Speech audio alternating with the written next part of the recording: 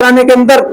सबसे आगे अग्रिम श्रेणी के अंदर आकर के कुर्बानियां देने का काम किया। या आज तुम वही मुसलमान हो जो बुज़दिल बन चुके हो, जो मजलूम बन चुके हो, जो कोई याद करता हूं। मैं हिंदुस्तान के कानून को सलाम करता हूं कि आज भी बाबा साहेब डॉक्टर भीमराव अंबेडकर का कानून, संविधान, लोकतंत्र यहां पर जिंदा है कि उन्हें जेल की सलाखों के पीछे जाना पड़ा। लेकिन मैं यह सोचता हूं कि इन 10 सालों में हिंदुस्तान को क्या हुआ कि हिंदुस्तान का नक्शा ही बदल गया। दोस्तों, कल हिंदुस्तान के अंदर होली थी, लेकिन हिंदुस्तान के अंदर से ऐसी हीन भावनाएं निकलने का काम हुआ और सोशल मीडिया के ऊपर जो मैंने देखा, मुझे उससे बड़ा एहसास, बड़ा अफसोस हुआ कि क्या हिंदुस्तान की शक्ल यह हो सकती है? क्या हिंदुस्तान, जिस हिंदुस्तान को बाबा साहेब डॉक्टर भीमराव अंबेडकर ने बनाने का काम किया, जिस हिंदुस्तान को मौलाना हुसैन अहमद मदनी ने बनाने का काम किया, जिस हिंदुस्तान को आजाद कराने के लिए देवबंद दारूल के सैकड़ों उलमाओं ने, हजारों उलमाओं ने फांसी के फंदे पर लटकने का काम किया था कि इस हिंदुस्तान के अंदर मुसलमान और हिंदू एक थाली के अंदर खाना खाए। क्या मुसलमान इस देश के अंदर इसलिए रुका था कि हमें यहां पर जलील किया जाएगा? क्या मुसलमान इस देश के अंदर, मुसलमान पाकिस्तान जा सकता था, हमारे पास चांस था, लेकिन हम अपनी ख्वाहिश, अपने बाई चॉइस हम यहां पर रुकने का काम हुआ था, क्योंकि हम लोग नहीं चाहते थे कि हम अपने हिंदुस्तान की धरोहरों को छोड़ करके जाए, हम अपने हिंदुस्तान के, अपने हिंदू भाइयों की मोहब्बत को छोड़ करके जाए, हम अपने हिंदुस्तान के जो यहाँ पर लाल किला है, यहाँ पर आगरा का ताजमहल है, यहाँ पर हमारे बुजुर्गों के मज़ारात है, यहाँ पर हमारे मदारिस है, हमारी खानकाएं है, यहाँ पर गंगा जमुनी तहजीब है, हम लोग उसे छोड़ करके जाए। लेकिन कल देखना था, आचार संहिता लग चुकी थी, हिंदुस्तान के अंदर होली का त्योहार आया,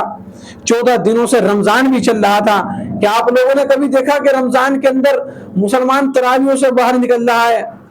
क्या आपने देखा कि मुसलमान ने कभी किसी हिंदू को परेशान करने का काम किया इन 14 दिनों के अंदर?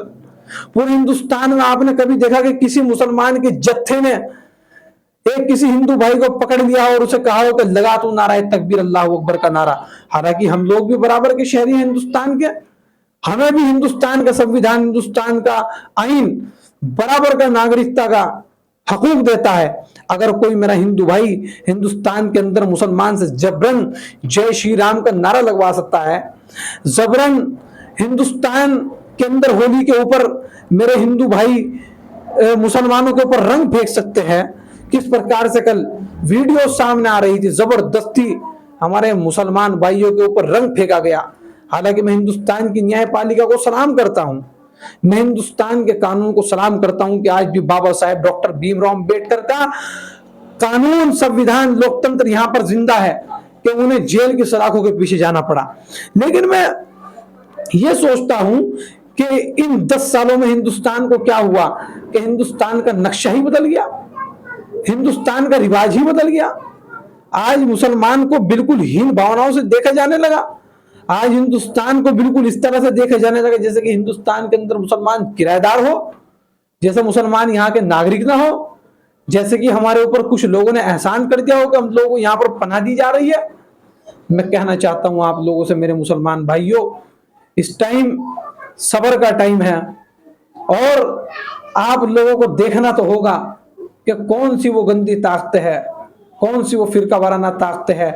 या ये तुम्हारी अपनी गलती है कि तुम लोग फिरकों में बढ़ गए, तुम लोग बिरादरियों में बढ़ गए। आज तुम लोगों की कोई औकात नहीं, कोई हैसियत नहीं, आज तुम लोगों की जो भी आता है सड़क चाप, नाली छाप, तुम्हारे ऊपर आकर के बोल करके 2 शब्द चला जाता है। कोई तुम्हें जबरदस्ती रंग लगाने का काम कर देता है, कोई तुम्हारी मॉब लिंचिंग करने का काम कर देता है, कोई तुम्हें प्रताड़ना करके तुम्हें जेलों में डालने का काम कर देता है, कोई तुम्हारे से जबरदस्ती से जय श्री राम का नारा लगवाने का काम करता है और तुम लोग खड़े होकर के सिर्फ देखने का काम करते हो। आज तुम लोगों को मुहासबा करने की जरूरत है, आज तुम लोगों को सोचने की जरूरत है कि तुम वही मुसलमान हो जिनके बड़े बुजुर्गों ने हिंदुस्तान को आजाद कराने के अंदर सबसे आगे अग्रिम श्रेणी के अंदर आकर के कुर्बानियां देने का काम किया, या आज तुम वही मुसलमान हो जो बुज़दिल बन चुके हो, जो मजलूम बन चुके हो, जो कोई आता है जलील आदमी और तुम जैसे लोगों को, तुम जैसे महान लोगों को, तुम जैसे करबला वालों को, तुम जैसे हुसैनियों को डंडे मार करके, तुम्हारी मॉब लिंचिंग करके, या तुम्हें जय श्री राम का नारा लगवा करके, या तुम्हारे ऊपर जबरदस्ती होली का रंग डाल करके तुम्हें बाहर भगाने का काम कर देता है। मैं चाहता हूं कि आप लोगों के अंदर प्यार मोहब्बत एक हो जाए और अपना मुहासबा करें और देखें कहीं अगर ऐसा गलत काम हो रहा है तो आप लोग एक साथ इकट्ठे होकर के इस चीज की मजम्मत करने का काम करें। बहुत बहुत धन्यवाद।